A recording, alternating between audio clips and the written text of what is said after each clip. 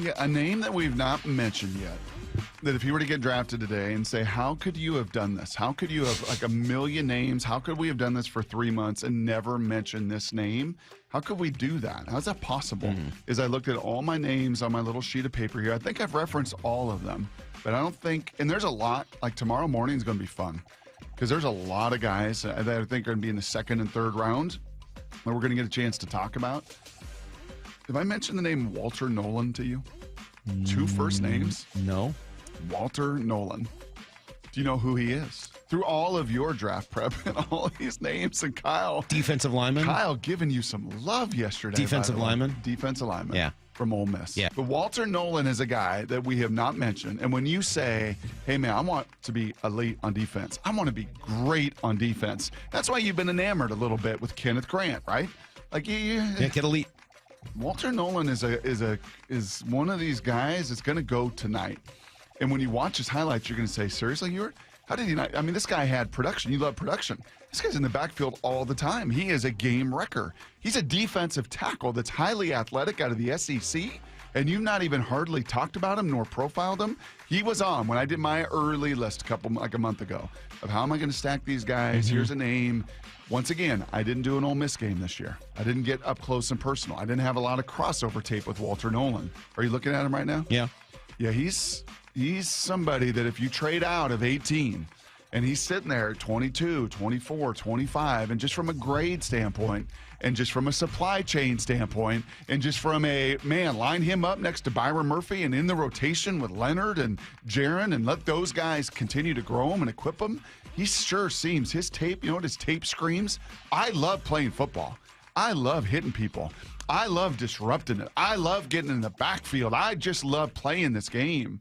So as I was looking at going to bed last night, I'm like, I better mention this sucker. Because if he gets drafted tonight, I don't want another James Carpenter moment. I don't want how in the world did you do all this work and never once mention the name Walter Nolen? He was the #1 overall high school recruit. Yes, he was.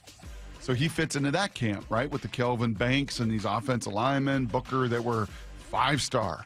Can't miss. But that means he also has sort of disappointed in college, right? Like he's been good, but little disappointing. Not uncommon for 5-star guys. Jihad Campbell was a 5-star guy, but really a 1-year unbelievable wonder last year. Like sometimes, Salky, it takes these 5 stars a couple years. I believe, did he transfer from A&M as well?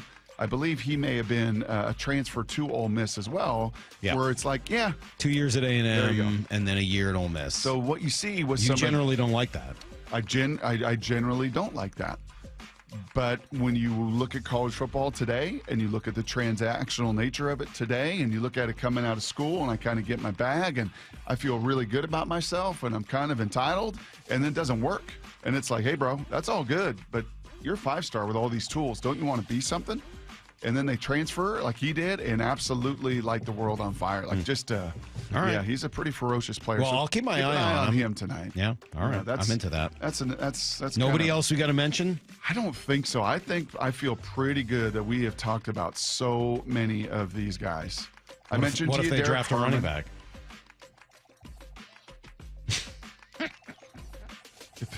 If they draft Omarion Hampton at 18 tonight, do you know who he is? I've heard the name. North Carolina? Yeah. Then you know Ken Walker's going to be traded. You would think. For sure. You want if they draft a running back at 18, I'm not even going to say it. What if they go up and get Ashton Jeanty?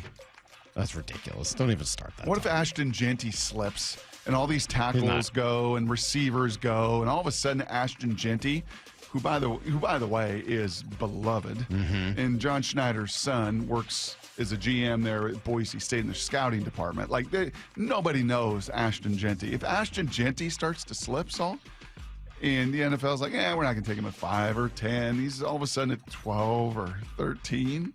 And the Seahawks go from 18 to 13 and throw a 3rd rounder to get Ashton Jeanty. Yeah, that'd be interesting. All right, that is the final draft profile. Fun. All right. Well, we really do appreciate you guys watching our videos. And remember, you can like it, you can subscribe it, you can download the Seattle Sports app so you never miss a minute.